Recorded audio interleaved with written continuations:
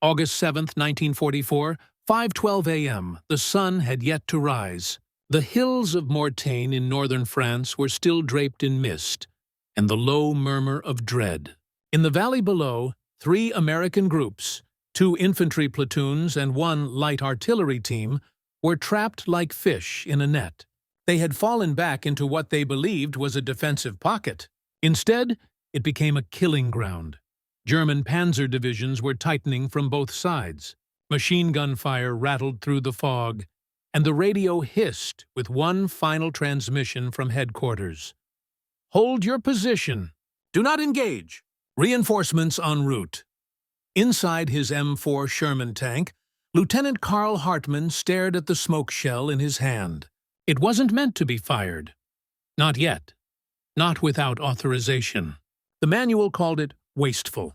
Command called it forbidden. But out there, his men were running out of time. If the Germans completed their encirclement, they would all be slaughtered or captured before dawn. Hartmann's pulse thudded as he turned to his gunner. "Just one shot," he murmured. "That's all we need." And in that instant, without orders, without backup, without certainty, he pulled the trigger on the smoke round that would either end his career or save more than 200 lives. The engineer who became a tank. Commander, Lieutenant Carl Hartmann wasn't born for battle. If you'd asked him in 1939 what he wanted to do with his life, he would have said something about building bridges. He was a third-year engineering student at the University of Michigan, fascinated by blueprints and the mechanical beauty of steel and concrete. He once wrote to his father, "Designing a suspension bridge feels like playing God, only with numbers and bolts." Then the war came. After the Japanese attack on Pearl Harbor in December 1941, Hartmann enlisted, not because he longed to fight, but because he couldn't imagine standing by. He volunteered for the Armored Corps, not out of heroism, but because he trusted machines more than people. By the summer of 1944, Hartmann was in Normandy, France, just weeks after the D-Day invasion. He was 24 years old and leading a Sherman tank crew attached to the 119th Infantry Regiment of the 30th Infantry Division, known as Old Hickory. The division had been advancing eastward, pushing German forces back toward Paris. But the German High Command wasn't ready to surrender. In early August, Field Marshal Günther von Kluge launched Operation Lüttich, a surprise counterstrike meant to pierce American lines, reclaim the town of Avranches, and trap Allied forces in Normandy. The main blow targeted Mortagne, a quiet hillside town with strategic roads branching in 5 directions. It was a desperate risk. Germany had lost much of its air power. Fuel reserves were dwindling, and its armored might was down to a few elite divisions, among them the dreaded 2nd SS Panzer Division Das Reich and the 17th SS Panzer Grenadier Division Götz von Berlichingen. The Americans had just set up a fragile defensive line near Mortagne. 3 units, Hartmann's tank section, a platoon from Company K, and a forward artillery observer team, were ordered to hold a ridge southwest of town. The directive was simple: hold and wait. Reinforcements were due within 24 hours. But war doesn't wait. On the night of August 6th, under the cover of darkness and thick fog, German armor began advancing. By dawn on August 7th, the Americans on the ridge realized they no longer held the high ground. They were trapped in a shallow pocket, being surrounded. The radios buzzed with panic. German tanks had sealed off the western road. Infantry pushed up from the south. To the north, enemy artillery shelled any American unit that tried to reposition. There was no way out, only the tightening sense that something had gone terribly, terribly wrong. Inside the Sherman, Hartmann tried to steady his crew. His gunner, Private First Class Earl Bishop, was a quiet farm boy from Iowa. His loader, Corporal James Ortega, had a knack for poker and for handling explosives. His driver, Specialist Anthony "Tony" Vitelli from Brooklyn, cursed like a sailor and drove like a daredevil. His radio operator, Private George Marks, a 19-year-old from Missouri, hadn't said more than a few words in 2 days. They weren't heroes. They weren't commandos. They were 5 young men inside 33 tons of steel, armed with a 75mm cannon and a handful of shells, including one they'd been told never to use without explicit permission. A single white phosphorus smoke round. It was intended for concealment during retreat or to mark enemy positions for aircraft, but under Hartman's orders, they kept it tucked away, just in case. If we're ever in a real fix, he'd told them weeks earlier, we might need to bend the rules. That moment had arrived. German armor was closing fast. Intelligence had underestimated the speed of the counterattack. Command had gone silent for 10 long minutes. The last message Hartman received still echoed in his headset. Do not engage unless fired upon. Hold your ground. But that ground was shrinking by the minute. Hartman could see American infantry retreating toward his tank from the woods. Some were wounded. One carried another on his back. They were all headed toward a road that no longer existed, cut off by German forces that were almost within visual range. Hartman looked down at the shell-marked smoke, white phosphorus. His hand hovered over it for just a second. What he was about to do would not follow protocol, but neither he thought would dying in a circle of burning tanks. The encirclement begins. By 5:30 that morning, the fog that blanketed the valley had begun to shift, but not enough to offer clarity. Visibility remained under 200 yards. Trees loomed like ghosts. Shadows moved in ways that did not make sense. Every crunch of gravel sounded like a tank track. The men of Company K, positioned just south of Hartman's location, were now fully exposed. A German reconnaissance unit had found a gap in the lines during the night and had pushed through faster than expected. Within 30 minutes, they had taken control of the western road, sealing off the only natural retreat path for the Americans on the ridge. Mortain was no longer a forward position. It had become a trap. In the Sherman's cramped hull, Hartman listened to the chatter on the radio. It was chaos. One call came from a forward artillery observer. We're getting hit from the south. Multiple vehicles requesting fire support. Another voice screamed. They're in the trees. I repeat, they are inside the tree line. Command's response was chillingly calm. Negative on fire support. Risk of friendly fire too high. Maintain position. Reinforcements in transit. Hartman turned down the volume. He looked through the periscope, sweeping the area. In the tree line east of their position, he saw movement. Tanks, not American. Short, squat silhouettes. Panzer IVs, 2 Rauders, he said. 3, maybe 4 of them, closing in.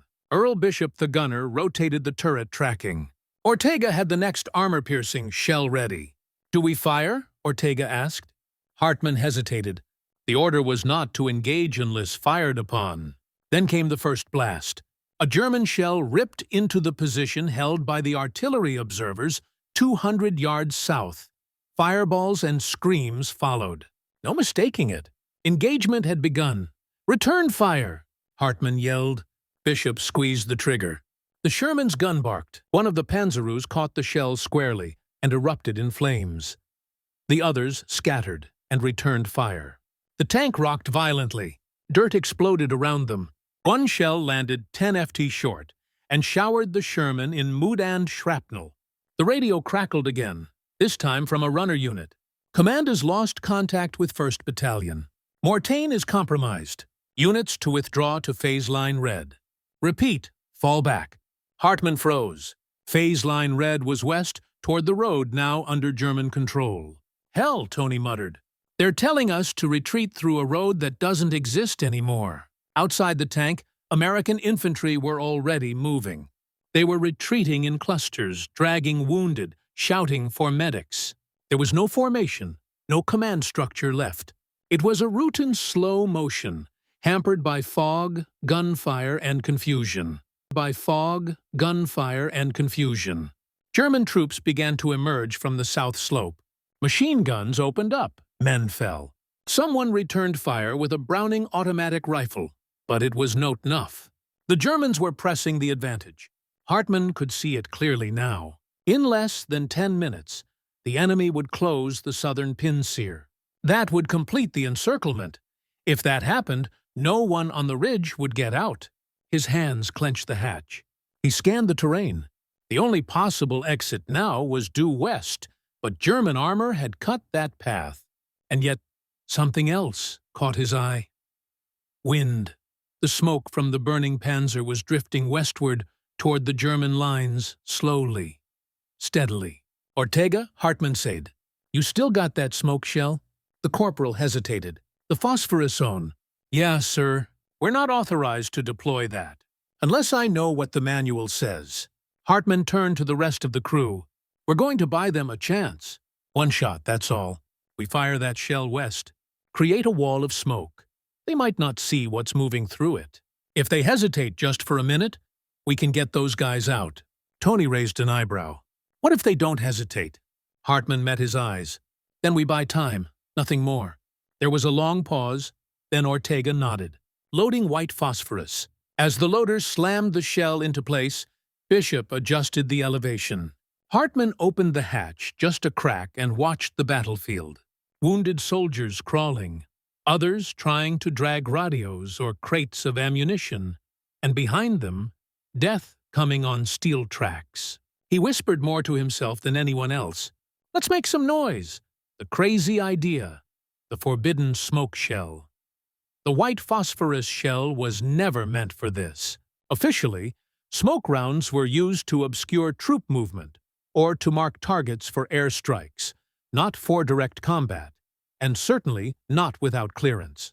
White phosphorus burned hot, spread fast, and did not discriminate between enemy and ally.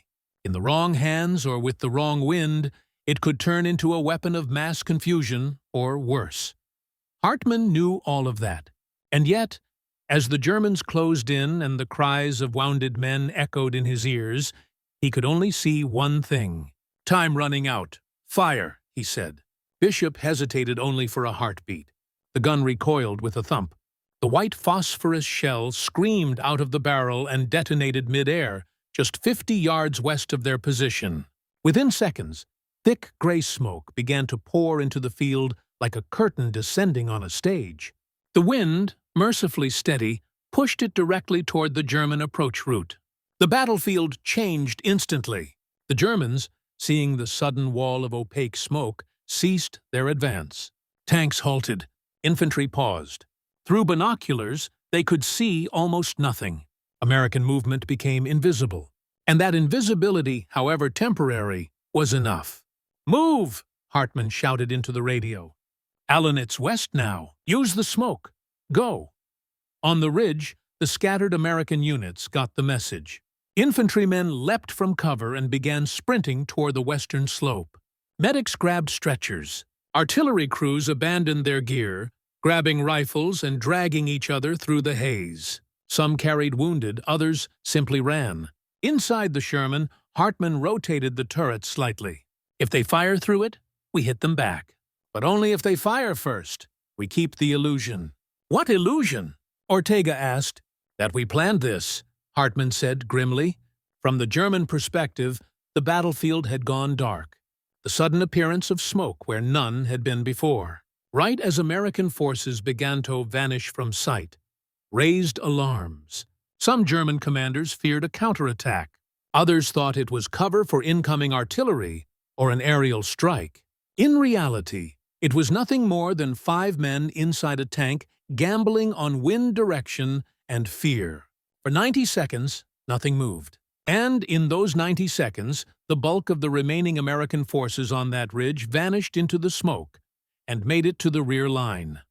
Hartmann watched the retreat unfold with clinical precision. Every time he saw a helmet pop up, he counted seconds until it disappeared behind the curtain. No one was firing now. Not the Germans, not the Americans. Even the tank seemed to hold its breath. Then suddenly, a shot rang out. A German machine gun opened fire from the left flank, spraying into the smoke. Panicked, a second gun joined in. Then came the bark of a Panzer's main cannon, firing blindly into the fog. Hartmann made a snap decision. Return fire. Suppression only. Hit near the muzzle flash. Make them think we're still dug in. Bishop obeyed. The Sherman roared again, this time firing a high explosive round into a thicket where muzzle flashes danced. The result, a fireball, smoke, more chaos. The Germans halted again, unwilling to rush into what might be a full-on American defense. Behind the smokescreen, nearly 200 American soldiers slipped away. The gamble had worked. Hartman exhaled for the first time in what felt like hours. Sweat poured down his neck. His fingers trembled. The entire crew was silent. "You think Command's going to like what we just did?" Vitelli finally asked.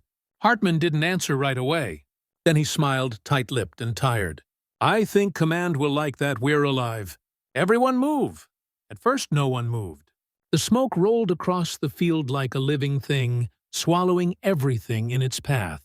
To some soldiers, it looked like a trap, too convenient, too sudden. To others, it looked like hope wrapped in gray.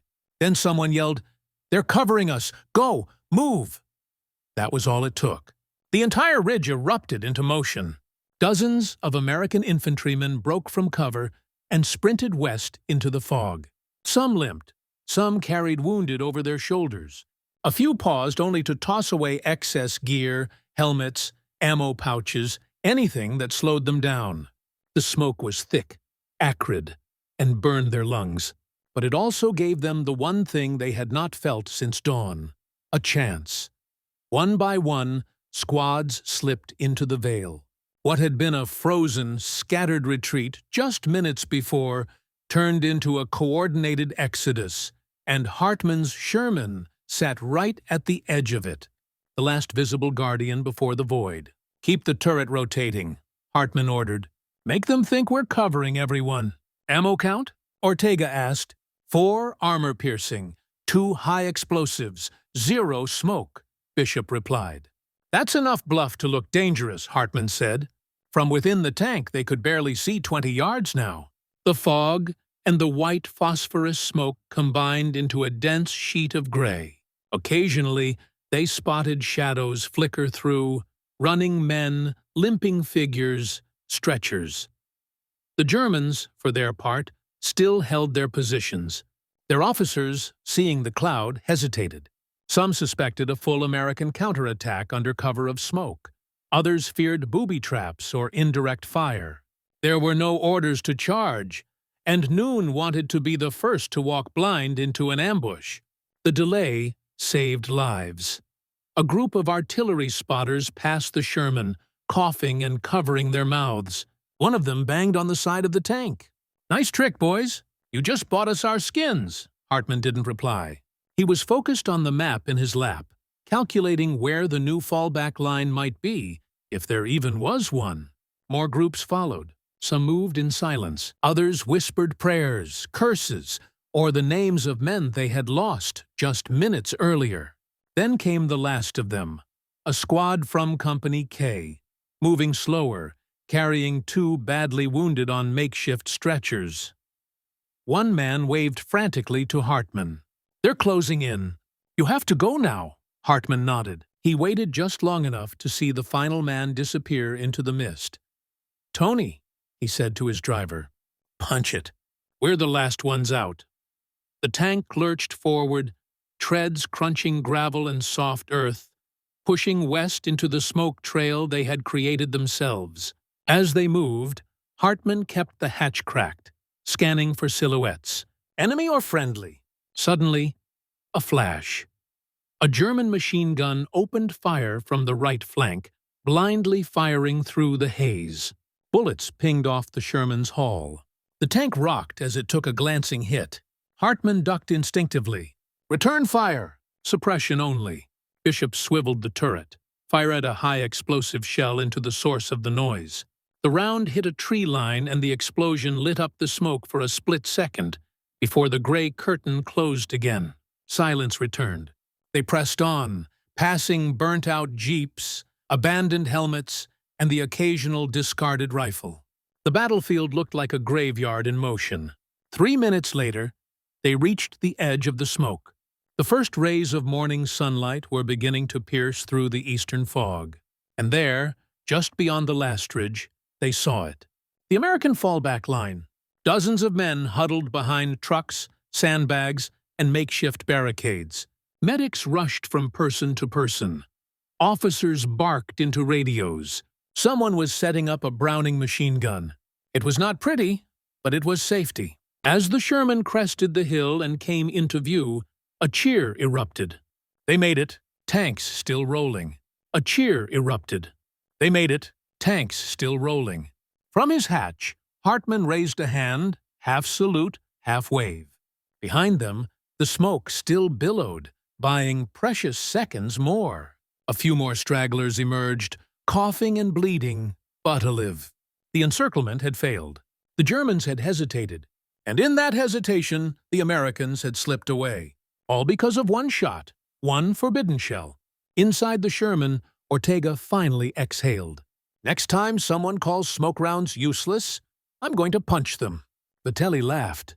Next time someone says we're out of options, I'm going to say wait for the wind. Hartman said nothing. He just looked back over his shoulder, watching the smoke trail fade. Survival and success. The morning sun crept higher as the last traces of smoke began to fade. What was once a battlefield now looked like the aftermath of a storm.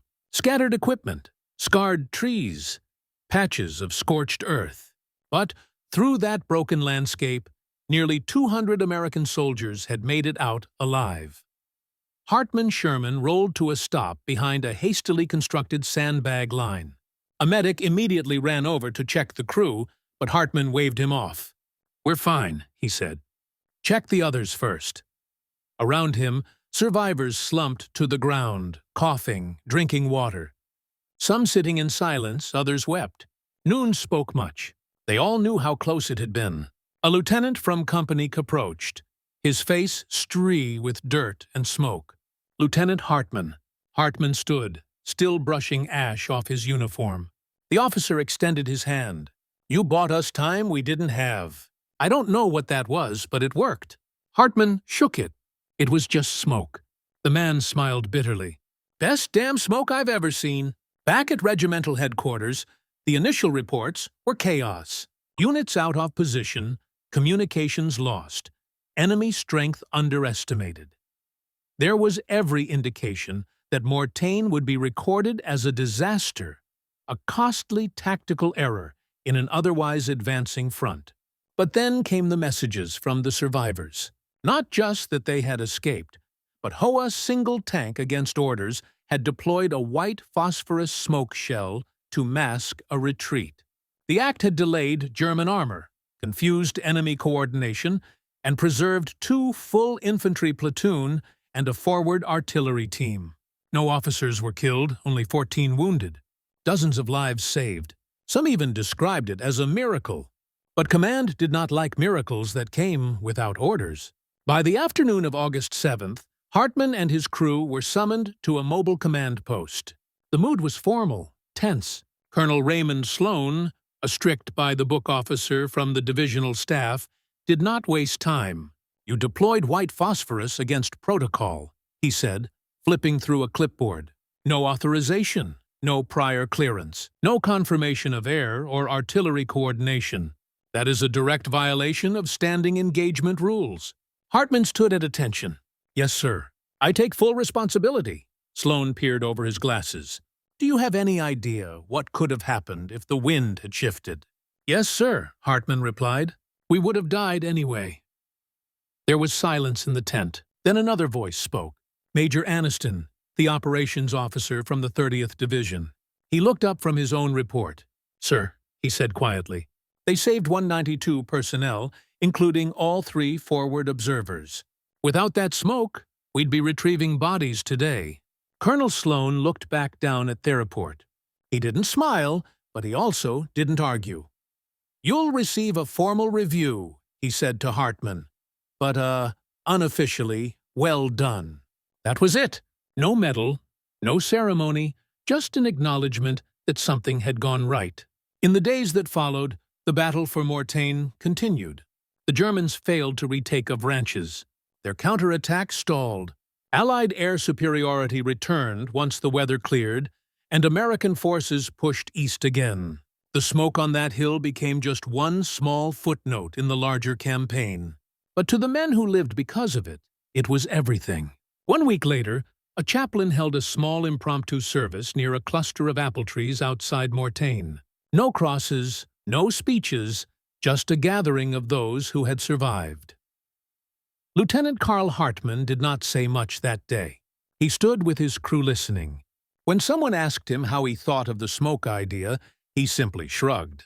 "You get one shot sometimes," he said. "The trick is knowing when to pull the trigger. Consequences and recognition." The formal review came 5 days later. It was held inside a requisition schoolhouse that served as a temporary divisional headquarters. The windows were still broken from artillery shelling, and the air smelled faintly of damp chalk and diesel. Hartmann arrived in a clean uniform, boots polished, eyes straight. He didn't bring his crew. They weren't summoned. This was about one man and one decision. The board consisted of 3 officers, 1 logistics major, 1 legal advisor, and 1 combat veteran from another division. The tone was procedural. They asked Hartmann to recount in exact detail what had occurred on the morning of August 7th. The enemy positioning, his observation of wind direction, the condition of the terrain, the proximity of friendly units, and, of course, why he'd chosen to deploy a forbidden white phosphorus round. Hartmann told them everything without embellishment, without apology. He concluded simply, "I believed the smoke would delay the enemy long enough for our people to escape." And it did. There was a long pause after he finished. The legal officer spoke first, Lieutenant Hartmann. "Are you aware that in other circumstances the unauthorized use of white phosphorus could be grounds for disciplinary action?" "Yes, sir." "Fully aware."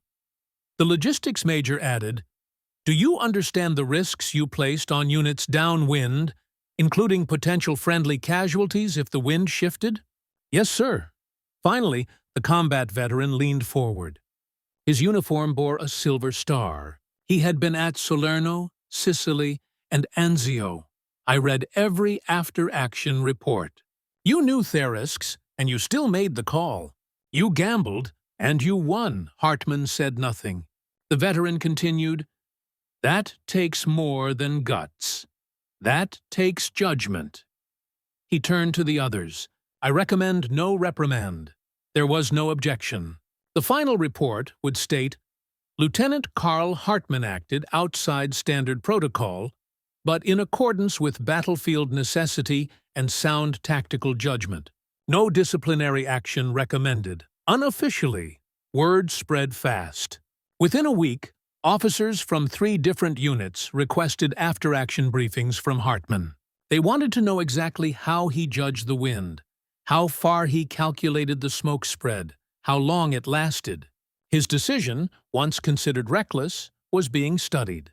By early September, a quiet directive circulated among armored units. In certain circumstances, smoke deployment could be authorized at the discretion of field commanders if it increased the likelihood of unit survival. The rules had changed slightly, but significantly. As for Hartmann, he and his crew were rotated out of the Morta sector and reassigned to support operations closer to the German border. They would go on to fight in the Hurtgen forest, and later in the Battle of the Bulge. They survived both. In November of that year, Hartmann received a small envelope with a typed notice. He had been awarded the Bronze Star for meritorious service in direct support of combat operations.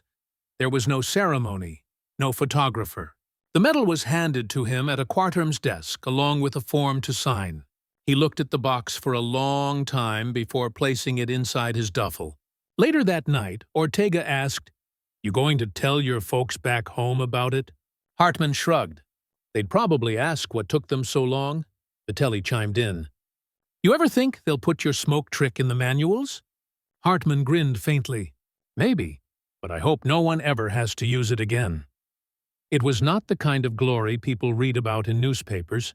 There were no parades, but among the men who had walked through that smoke curtain and lived, Hartman's name became something more than a rank. It became trust. And in war, trust was rarer than metals. Strategy, lessons, and legacy. Historians would later describe the Battle of Mortain as a pivotal moment, not for its scale, but for what it revealed. On paper, the German counterattack during Operation Ludick was a bold move.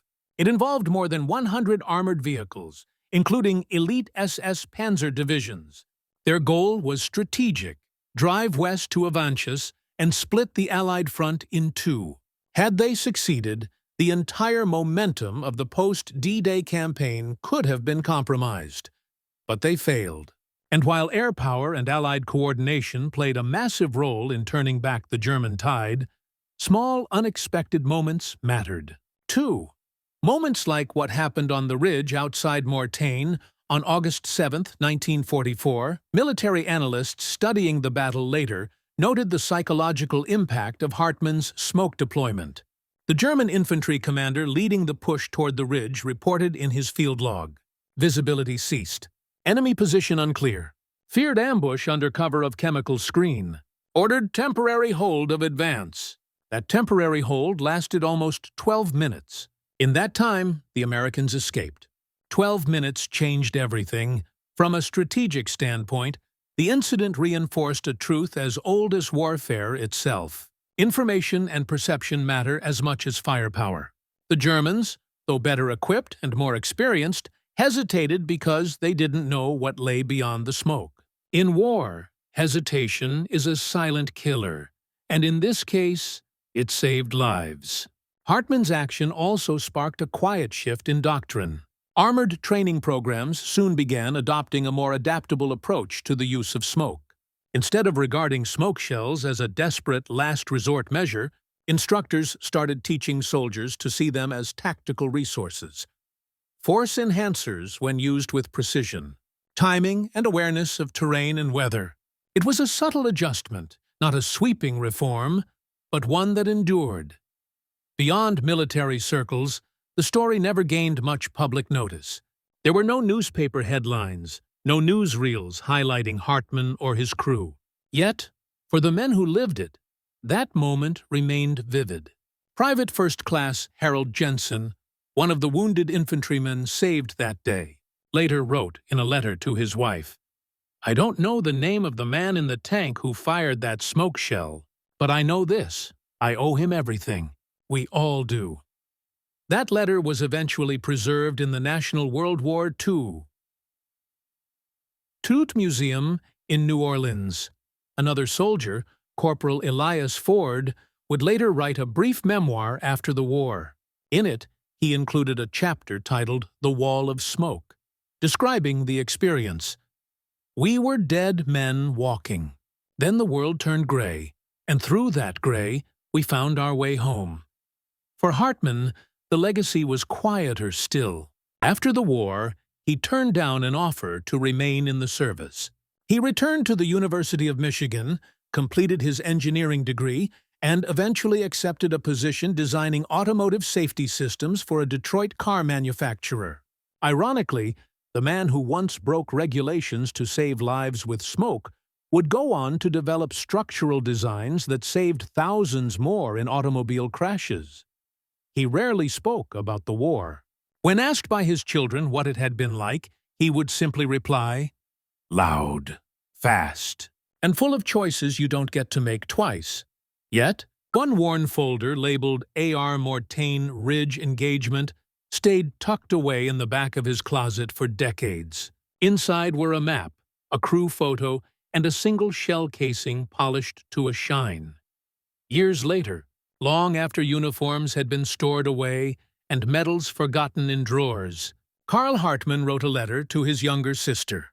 He was 62 then, newly retired, and reflecting on a life that, from the outside, seemed quiet and unremarkable. But within that letter, nestled between memories of summer days and musings on car engines, was a passage he had never shared with anyone else. August 7th, 1944. I can still smell the smoke. Not the burning kind, the kind that hides you, that wraps around you like a second chance. I wasn't supposed to use it. We were ordered to hold the line, to follow commands, to die like proper soldiers if it came to that. But watching those men out there, frightened, wounded, still helping each other, I couldn't let them die for the sake of procedure. That day, the battlefield taught me something no manual ever could. Sometimes the only right decision is the one they never trained you to make. The letter was discovered years after his death. It was never intended for publication, but his family chose to donate it to the U.S. Army Heritage and Education Center in Carlisle, Pennsylvania, where it now rests in an exhibit titled Split-Second Decisions: Tactical Brilliance in Combat. There are no statues of Carl Hartmann, no documentaries, no best-selling memoirs, but somewhere, in a quiet archive, rests the testimony of a man who changed the course of a battle with a single unauthorized act of courage. And perhaps that's the true lesson, that sometimes history doesn't remember you for what you were told to do, but for what you chose to do when no one else would.